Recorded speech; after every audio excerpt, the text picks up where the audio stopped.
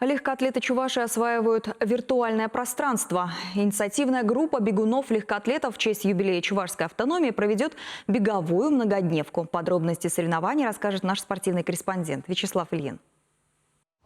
Идея провести онлайн-соревнования в формате беговой многодневки родилась у легкоатлетов группы Романа Другова.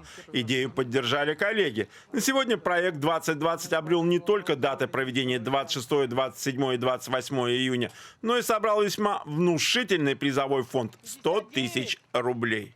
В связи с пандемией, вот этой всемирной, мы остались без стартов, и мы просто подумали, что-то надо делать, чтобы сохранять мотивацию для тренировок, и решили организовать вот такие соревнования а-ля челлендж, и его попробовать распространить на другие регионы. Благо формат позволяет, это формат некой дуэли.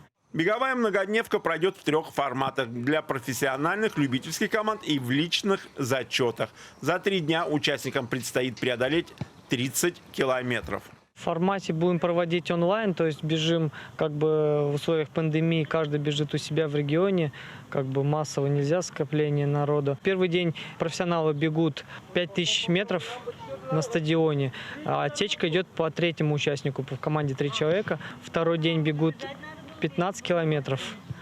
Тоже суммируется общая сумма 3 участников. И 3-й день бегут эстафету. 2 участника в команде бегут 400 метров 25 раз. В итоге общий зачет идет по времени. Для оформления заявок, технической и информационной работы свой сайт предоставили организаторы международного томского марафона. На сегодня заявки подали более 50 бегунов-любителей. Проектом заинтересовались и профессионалы. По данным организаторов, уже оформили заявки команды из США, Украины.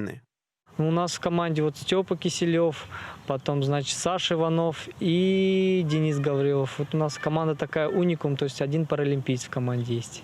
С подробной информацией об условиях и правилах беговой многодневки можно ознакомиться на сайте Томск Марафон. Вячеслав Ильин, Вести Чувашия.